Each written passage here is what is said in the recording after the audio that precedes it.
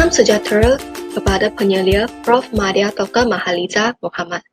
Hari ini kumpulan kita iaitu kumpulan 2 akan membentang tentang keunikan pakaian tradisional pelbagai kaum di Malaysia. Ahli kumpulan kita adalah Lee Ian, Laika Wei, Nurul Amira binti Mahadi, Nurul Izzah binti Abdul Bashid, dan Wan Nur Syahidah binti Syaril Azhar. Malaysia merupakan negara yang mempunyai berbilang bangsa. Pakaian tradisional amat penting kerana pakaian tersebut melambangkan identiti sesebuah bangsa dan juga menunjukkan diversiti masyarakat Malaysia.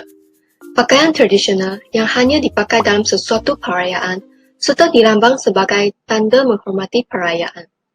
Pakaian tradisional pada masa kini semakin hari semakin dilupakan dan terdapat sebahagian pakaian tradisional tidak dikenali oleh generasi masa kini.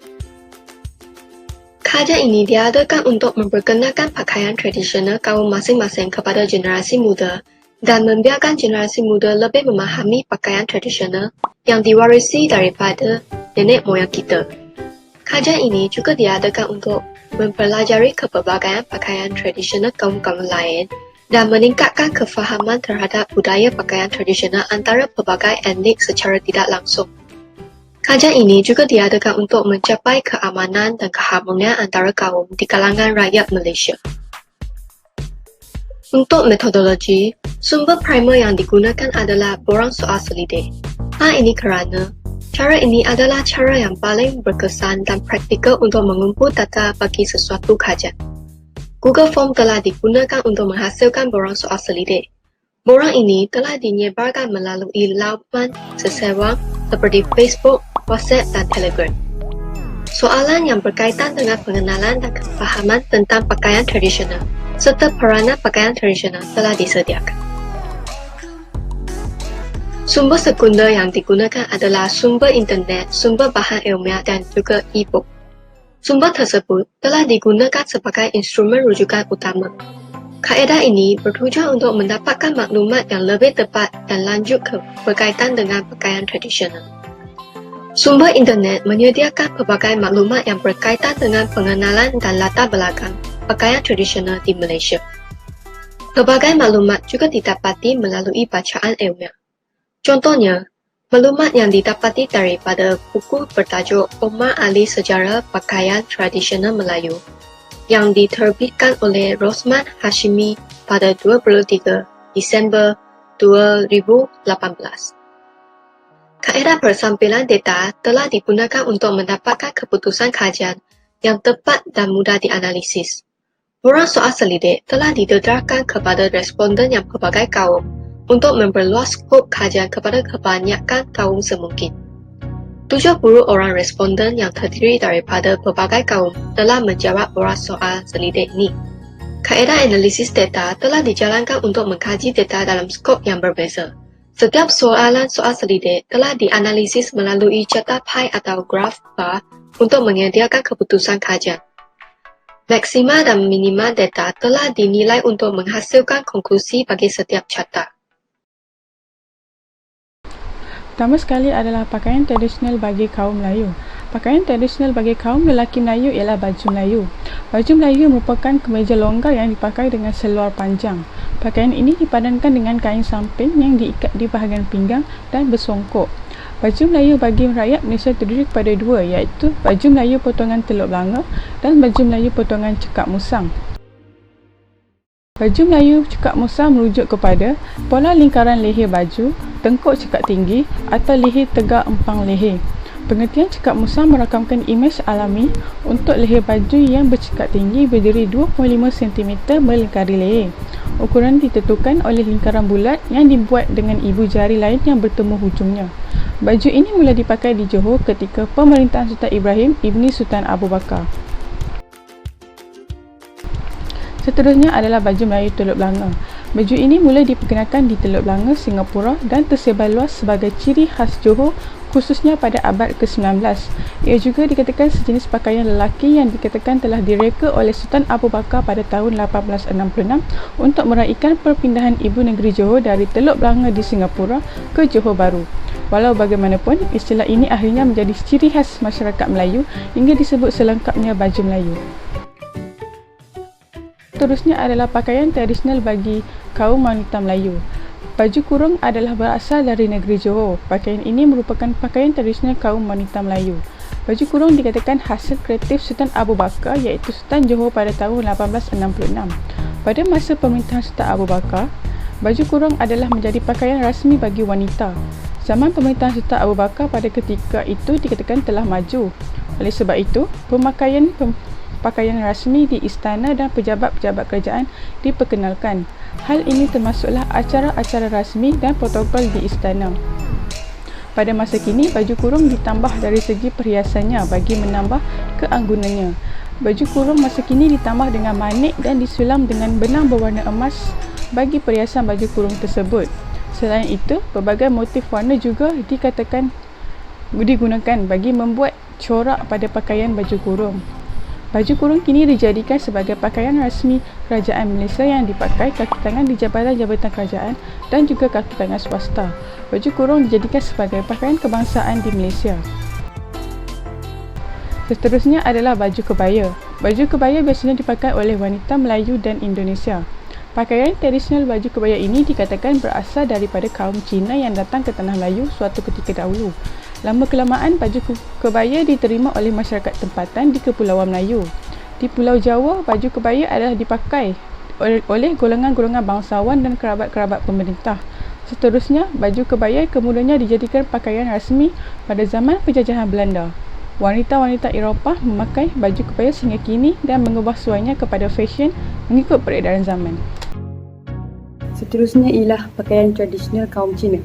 Terdapat 3 pakaian tradisional kaum Cina iaitu Cheongsam, Samfu dan juga Changsan. Cheongsam ialah pakaian kaum wanita masyarakat Cina yang dipakai pada upacara-upacara tertentu sahaja seperti Tahun Baru Cina ataupun untuk meraihkan perkahwinan.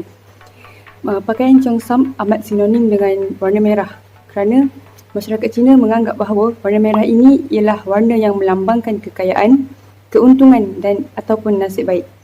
Seterusnya, kebanyakan berwarna merah namun sekarang ditransformasikan kepada pelbagai warna mengikut peredaran waktu.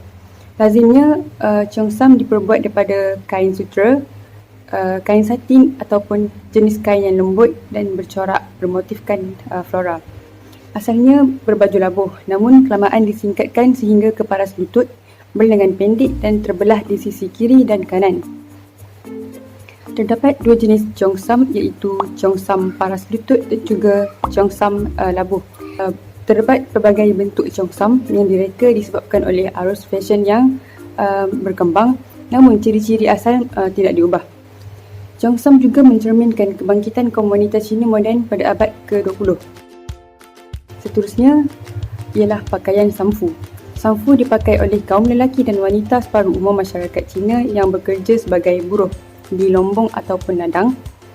Ia diperbuat daripada kain halus dan nipis, tidak bercorak atau berbunga. Sam bermaksud baju, manakala fu adalah seluar longgar dalam dialek Kantonis. Baju yang longgar dan terbelah di hadapan dan berkolor tinggi serta dipakai bersama seluar longgar seperti seluar baju Melayu. Sam mempunyai bukaan depan tengah, diikat dengan butang simpul Cina yang melintasi dada kanan, pemakai dan ke bawah jahitan tangan kanan. Ianya amat jarang dipakai oleh kaum lelaki Cina di Malaysia. Yang ketiga ialah Changsan ataupun jubah labuh. Ia dipakai oleh kaum lelaki masyarakat Cina, pernah dijadikan pakaian rasmi di Cina oleh orang Manchu sebelum pakaian negara barat menjadi masyhur. Biasanya dipakai pada upacara-upacara tertentu sahaja seperti perkahwinan, menyambut Tahun Baru Cina atau hari bersejarah kaum Cina. Ia dihasilkan menggunakan fabrik sutera yang berwarna terang dan mempunyai jalur benang yang berwarna emas ataupun perak. Changsan juga selalunya dipadankan dengan topi bulat yang berwarna hitam. Namun, Changsan amat jarang sekali dipakai oleh kaum Cina di Malaysia. Dhoti merupakan pakaian tradisional kaum India lelaki yang mempunyai latar belakangnya yang tersendiri. Sesetengah sejarawan mempercayai bahawa dhoti lelaki yang pakaian takbirnya tertua India adalah pelopor sari. Mereka berkata bahawa hingga abad ke-14, dhoti telah dipakai oleh lelaki dan juga wanita. Seni arca dari sekolah Gandhara, Mathura dan Gupta menunjukkan dewa-dewi dan para penari memakai apanya kelihatan balutan dhoti dalam versi ekor ikan yang meliputi kaki secara longgar. Antara ciri pemakaian dhoti adalah ianya dibuat daripada kain yang berwarna putih. Kebanyakan dhoti hanya boleh dilihat di hari perkahwinan sahaja, kerana generasi muda hari ini tidak berminat dengan pakaian tersebut. Ia diperbuat daripada lembaran kain putih yang panjang. Kain tersebut dililit di bahagian pinggang dan diikat pada celah peha dan kemudian disangkutkan pada bahu. Kemudian kain tersebut dihiasi dengan manik-manik kecil supaya kelihatan menarik. Ada juga dhoti yang berwarna kuning pudar atau kuning susu. Selain itu, pakaian ini hanya banyak dipakai oleh golongan chetty. Belakang kurta adalah ianya dipakai kebanyakan di rantau Asia iaitu India, Pakistan, Bangladesh, Sri Lanka dan Nepal. Pakaian ini telah mendapat reputasi sebagai baju kaum India. Tiada sebarang perbahasan meluas ke mana pakaian etnik berasal dari, kerana tiada bukti sejarah untuk mengesan pakaian ini datangnya dari mana. Antara ciri-ciri pemakaian kurta termasuklah ia merupakan sehelai kemeja yang longgar dan panjang sampai ke lutut. Pembuatan pakaian kurta adalah lebih kepada menyediakan keselesaan kepada para pemakai. Selain itu, kain yang digunakan dalam pembuatan pakaian tradisional ini adalah sangat ringan. Tidak lupa juga, lengan kurta jatuh lurus ke pergelangan tangan dan tidak menyempitkan. Ia mempunyai potongan kecil di kedua-dua belah sisi kurta untuk memudahkan pergerakan pemakaiannya, dan pada bahagian leher kurta pula biasanya ia berbentuk bulat dan tidak mempunyai kolar. Kurta biasanya dipakai bersama dengan salwar longgar atau churidar. Perkataan sari berpunca dari perkataan Prakrit Satika seperti disebutkan dalam sastra agama Jain dan budaya awal.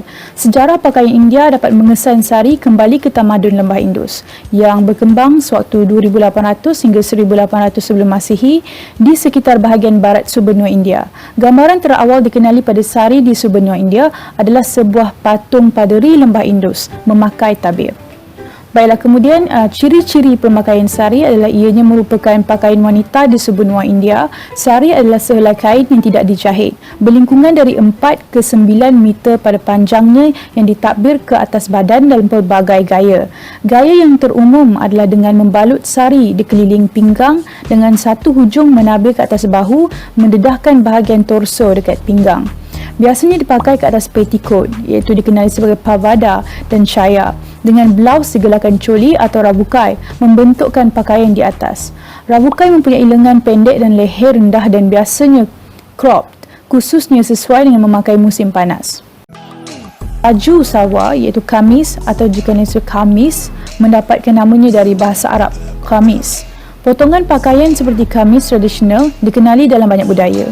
Menurut Dorothy Burnham, iaitu dari Museum Antore Diraja, baju seamless ditenun dalam satu keping dalam warp weighted looms telah digantikan dalam zaman-zaman Rom dengan tenun kain pada mesin tenun tegak dan secara berhati-hati dikepingkan supaya tidak membazirkan cepisan kain. Antara ciri-ciri pemakaian kamis termasuklah seluar dapat dilebarkan dan baggy atau lebih sempit.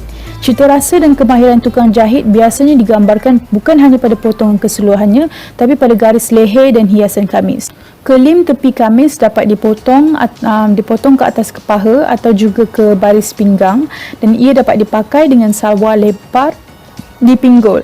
Apabila seorang wanita memakai suatu kamis, kebanyakannya sebagai pakaian pesta, dan memakai suatu coli atau kamisol guntingan di bawahnya. Dalam kajian ini, kami juga telah membahas satu soal selidik dalam kalangan pelajar universiti dan terdapat 70 orang responden yang terlibatnya. Dan 70 orang itu terdapat 31 orang Melayu, 30 orang Cina, 4 orang India dan lain-lain. Dan dalam responden itu terdapat 26 orang lelaki dan 44 orang perempuan. Daripada 70 orang responden itu, semuanya mengalami pengetahuan terhadap pakaian tradisional. Keadaan ini telah menunjukkan generasi muda pada hari ini masih mengalami pengetahuan tentang pakaian tradisional. Selain itu, dalam 70 orang responden itu, terdapat 60 orang responden yang pernah memakai pakaian tradisional dan hanya 10 orang responden yang tidak pernah. Keadaan ini telah menunjukkan pakaian tradisional masih dapat diterima oleh mereka. Dalam soal selidik ini, kami juga mengetahui kebanyakan responden itu berasal pakaian tradisional melambangkan identiti bangsa Malaysia. Jadi, mereka berasa mereka ada tanggungjawab itu untuk mengekalkan pakaian tradisional Malaysia supaya pakaian itu tidak akan dilupakan. Melalui soal seiring, kami juga dapat mempersoalkan pandangan mereka terhadap peranan pakaian tradisional dalam memupuk perpaduan kaum. Dan kebanyakan responden menjawab pakaian tradisional dapat melambangkan identiti sesebuah kaum yang dapat menarik kaum lain. Dengan ini, pakaian tradisional dapat mengeratkan silaturahim sesama kaum dan juga dapat memberi peran kepada mereka untuk mengenal serta mempelajar tradisi kaum lain. Melalui cara ini, kefahaman tentang tradisi kaum lain dapat ditingkatkan serta dapat mengelakkan isu sensitiviti. Kesimpulannya, pakaian tradisional memainkan peranan yang penting dalam menyatu padukan rakyat Malaysia yang berbeza bangsa. Ia bukan sahaja dapat menunjukkan kehebatan budaya sesebuah bangsa, tetapi juga dapat melambangkan identiti bangsanya. Oleh itu, pakaian tradisional merupakan harta yang tidak boleh digantikan sebagai rakyat Malaysia tidak harus bertanggungjawab untuk mempertahankan pakaian ini.